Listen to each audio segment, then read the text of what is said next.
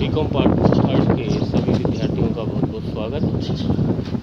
वर्ष 2020-21 में आपको दो पुस्तकें पढ़ाई जानी है।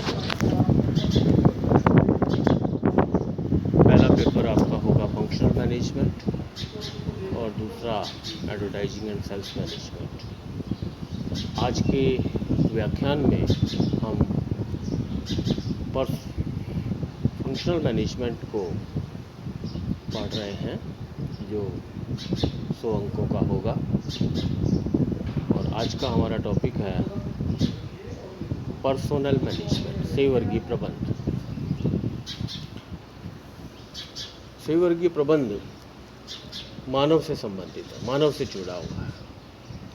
और यह बात हम भली भांति जानते हैं कि कोई भी संस्था मानव का उपयोग किए बिना और मानव का विकास किए बिना उत्तरोत्तर प्रगति नहीं कर सकती। हमको चाहिए कि हम मानव सही कार्मिक उसका कुशलतम प्रबंध करें, कुशलतम उपयोग करें। इसलिए हमें सही प्रबंध को भली भांति समझना होगा। सही प्रबंध संस्था के मानवीय संसाधनों से संबंधित कार्यों का प्रबंध है, जिनके द्वारा संस्था में मानवीय संसाधनों को प्राप्त एवं विकसित किया जाता है। इससे उनकी क्षमताओं का प्रभावी उपयोग करते हुए लक्ष्यों को अधिकतम कुशलता से प्राप्त किया जा सकता है। कहने का अभिप्राय ये है कि जब तक कार्मिकों या कर्मचारियों का रखरखाव नहीं किया जाएगा और भली भांति नहीं किया जाएगा, तब तक संस्था का विकास संभव नहीं है। सही प्रबंध का कार्यक्षेत्र अत्यंत व्यापक है। इसमें भर्ती, चयन, नियुक्ति, प्रशिक्षण, विकास, अनुरक्षण सभी प्रकार के कार्य किए जाते हैं।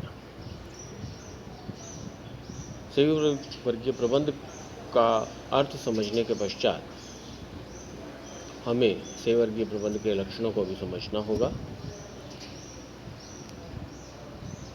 जैसे आपको स्क्रीन पे दिखाई दे रहा है, पहला लक्षण है कि ये मानवीय पहलुओं से संबंधित है, अर्थात इसका जुड़ाव मानव से है। मानव के लिए हम भली भांति कुछ करें, यानी कि उसका भर्ती का कार्य, चुनाव का कार्य, अनुरक्षण का कार्य आदि यदि हम करते हैं तो वह मानवीय पहलुओं से संबंधित माना जाएगा। दूसरी विशेषता दोहरी भूमिका की है। मानवीय संसाधन प्रबंधक या यूं कहें कि सही प्रबंधक की दोहरी भूमिका होती है।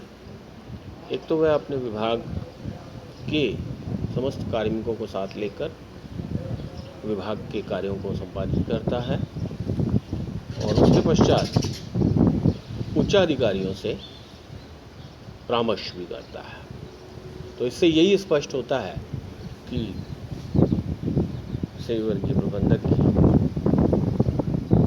या सही प्रबंध की एक विशेषता यह भी है कि इसकी दोहरी भूमिका होती है। सही प्रबंध की तीसरी विशेषता विस्तृत कार्यक्षेत्र। इस बात को हम बार बार समझ रहे हैं कि सही प्रबंध में भर्ती, चयन, नियुक्ति, प्रशिक्षण, विकास, अनुरक्षण सभी कार्य किए जाते हैं। इसलिए सही प्रबंध की कार्य क्षेत्र की बात काफ़ी विस्तृत है, व्यापक है। चौथी विशेषता के रूप में हम समझ रहे हैं कि यह सिद्धांतों एवं नीतियों पर आधारित है। इसमें कोई दो राय नहीं है।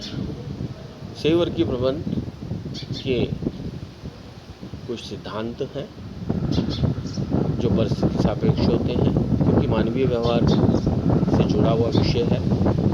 मानवीय व्यवहार परिवर्तनशील है, सिद्धांत बदलते रहते हैं, लेकिन यह महत्वपूर्ण बात है कि यह सिद्धांतों पर आधारित है और नीतियों पर भी आधारित है। पांचवी विशेषता के रूप में हम इस बात को समझ रहे हैं कि यह अंतर्विषयक विचारधारा है, क्योंकि बार बार इस बात को हम देख रहे हैं कि सही वर्गीय प्रबंध मानव से जुड़ा है और मानवीय व्यवहार परिवर्तनशील है। यही नहीं, मानवीय व्यवहार में बहुत सी बातें आज सम्मिलित होती हैं, जैसे सामाजिक, आर्थिक, नैतिक, वैधानिक, उन सभी बातों का अध्ययन मानवीय संबंध विचारधारा में किया जाता है, या यूँ कहें कि सही वर्गीय प्रबंध में किया जाता है। सही वर्गीय प्रबंध कला और विज्ञान भी है। विज्ञान तो इसलिए है कि सही वर्गीय प्रबंध में तथ्यों का क्रमबद्ध अध्ययन करके निष्कर्ष पर पहुंचा जाता है और उसे उचित ढंग से लागू करना, व्यवहारिक ढंग से लागू करना, सर्वश्रेष्ठ ढंग से लागू करना उसके कला पक्ष को उजागर करता है। उसका तात्पर्य यह हुआ कि सही वर्गीय प्रबंध विज्ञान भी है और कला भी है। अगली विशेषता की बात करते हैं कि यह एक गतिशील प्रक्रिया है। इसका भी जिक्र मैं अपने पूर्व व्याख्यान में कर चुका हूँ कि सही वर्गीय प्रबंध मानवीय व्यवहार से प्रत्यक्ष संबंध रखने वाला प्रबंध है, और चूंकि मानवीय व्यवहार परिवर्तनशील होता है, परिवर्तनशील होने के कारण सही वर्गीय प्रबंध को भी गतिशील होना आवश्यक है। और जब इसकी गतिशीलता की बात करते हैं तो स्वतः ही यह स्पष्ट हो जाता है कि सही वर्गीय प्रबंध एक प्रक्रिया है।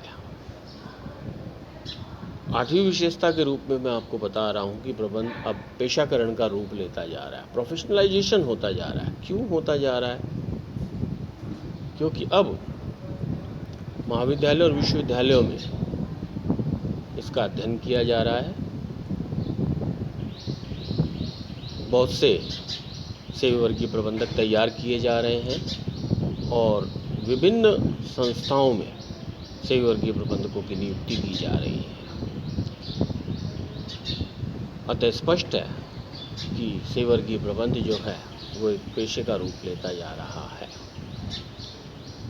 अगली विशेषता के रूप में कि सही वर्गीय प्रबंध एक व्यापक प्रक्रिया है, चूँकि विभिन्न विषयों का इसमें अध्ययन आवश्यक होता है और भर्ती से लेकर अनुरक्षण तक विभिन्न कार्य किए जाते हैं, जिससे यह स्पष्ट होता है कि सही वर्गीय प्रबंध एक व्यापक प्रक्रिया है।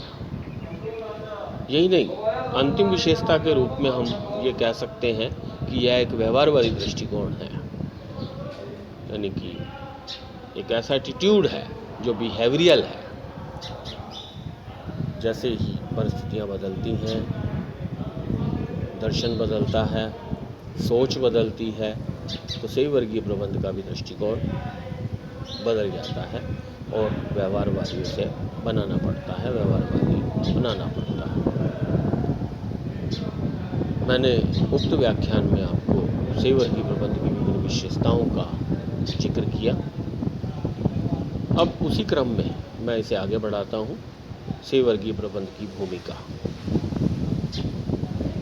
हम इसको सही वर्गीय प्रबंध की भूमिका के रूप में भी समझ सकते हैं और सही वर्गीय प्रबंधक के महत्व, आवश्यकता और भूमिका के रूप में भी समझ सकते हैं। किसी भी संस्था की सफलता या विकास सही वर्गीय प्रबंध पर ही निर्भर करता है, क्योंकि किसी भी संस्था में उसके कार्मिक या उसके कर्मचारी एक चौथे पहिए के रूप में काम करते हैं। तीन पहिए यदि स्वामी, कर्मचारी, प्रबंधक, वित्तीय संसाधन आदि हैं, तो चौथा पहिया उसके कार्मिक और कर्मचारी हैं। इसलिए यह जरूरी है कि सेवी वर्गीय प्रबंध की भूमिका को समझें। निम्न बिंदुओं से सेवी वर्गीय प्रबंध की भूमिका को मैं स्पष्ट कर रहा हूँ। इसके पहले बिंदु में सेवी वर्गीय प्रबंध के प्रभावी प्रबंध की बात कर रहा हूँ, अर्थात संस्था के प्रभावी प्रबंध की बात की जा रही है। चूंकि कार्मिक या कर्मचारी संस्था में विभिन्न विभागों में कार्यरत हैं और उन सब का रखरखाव करना, अनुरक्षण करना, उनकी देखभाल करना, उनके लिए कल्याणकारी योजनाएं लागू करना सेवी वर्गीय प्रबंध द्वारा ही संभव हो सकता है। और यदि कार्मिक जो कि संस्था के चौथे पहिए के रूप में काम कर रहा है, यदि वह सही ढंग से मैनेज हो जाता है तो संस्था का भी प्रभावी प्रबंध संभव हो जाता है। अगले बिंदु के रूप में हम ये कह सकते हैं कि यह मानवीय संसाधनों का अनुकूलतम उपयोग भी करता है। यद्यपि उत्पादन के विभिन्न साधनों में मानव एक सजीव साधन है, लेकिन उसका भी रखरखाव, देखभाल, अनुरक्षण बहुत जरूरी है। और यदि वह नहीं किया जाए तो हम उसका कुशलतम उपयोग नहीं कर सकते। सेवी वर्गीय प्रबंधक ही अपने प्रयासों से मानवीय संसाधनों का अनुकूलतम उपयोग करता है।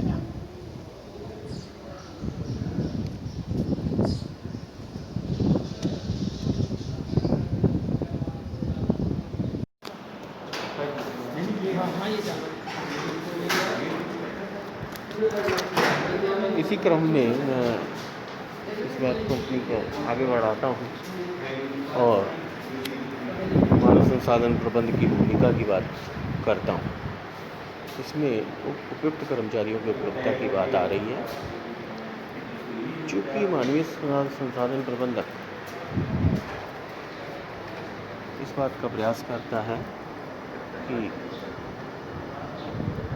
भर्ती के द्वारा वैज्ञानिक चयन प्रक्रिया का उपयोग करके कर्मचारियों को प्राप्त करें, और इससे यही होगा कि संस्था में उपयुक्त कर्मचारी उपलब्ध हो जाएंगे। यही नहीं, मानव संसाधन प्रबंध की भूमिका इस रूप में भी है कि कर्मचारियों का विकास संभव है। प्रत्येक कर्मचारी किसी भी संस्था में कार्य इसलिए करता है कि उसका डेवलपमेंट हो, उसका विकास हो, और मानव संसाधन प्रबंधक उसमें छिपी हुई योग्यताओं का प्रभावी उपयोग करते हुए उसके विकास का प्रयास करता है। इसकी भूमिका के रूप में हम प्रेरणात्मक पारिश्रमिक योजनाओं का निर्माण करने की बात भी करते हैं, क्योंकि जैसे जैसे हमें अपने कार्यों के अनुसार योग्य व्यक्ति की उपलब्धता होती है, तो जो जिस पद के उपयोग के लायक है या उपयोगी है, उसी के अनुसार उसको वेतन आदि का भुगतान करने का प्रयास किया जाता है। सेवी वर्गीय प्रबंध की भूमिका इस रूप में भी है। कर्मचारियों को इससे प्रेरणा मिलती है, मोटिवेशन मिलता है, प्रेरित होते हैं, उत्साहित होते हैं। क्यों होते हैं? क्योंकि सेवी वर्गीय प्रबंधक कर्मचारियों को उनकी योग्यता अनुसार भुगतान दिलवाता है, उन्हें पद प्रतिष्ठित करता है, उनके कल्याण और हित की बात सोचता है, जो उन्हें उपलब्ध होते रहते हैं, और कर्मचारी अपने स्थान पर बना रहता है और कार्य के लिए प्रेरित होता रहता है। सेवी वर्गीय प्रबंध की भूमिका इस रूप में भी है कि यह सुदृढ़ श्रम संबंधों की स्थापना करता है। हमें इस बात को समझना होगा कि सुदृढ़ श्रम संबंध से तात्पर्य कर्मचारियों और सेवा योजकों के अच्छे संबंधों से है। जब कर्मचारी संतुष्ट होगा तो सेवी वर्गीय प्रबंध में श्रम संबंधों की स्थापना स्थापित होगी और वह विकास के लिए अग्रसर होगा। यही नहीं, सेवर्गीय प्रबंध की भूमिका इस रूप में भी है कि औद्योगिक प्रजातंत्र को भी प्रोत्साहन मिलता है, क्योंकि सेवर्गीय प्रबंधक जब भी कोई निर्णय लेता है तो अपने अधीनस्थ कर्मचारियों के साथ मिलकर निर्णय लेता है और उस निर्णय से उच्च प्रबंधकों को अवगत कराता है, जिससे संस्था जो है वो आगे बढ़ती है और औद्योगिक प्रजातंत्र संस्था में स्थापित हो जाता है। आए दिन परिवर्तन भी होते रहते हैं। उन परिवर्तनों और नवकरणों को प्रोत्साहन करने के अभिप्राय से भी सेवर्गीय प्रबंध की भूमिका है।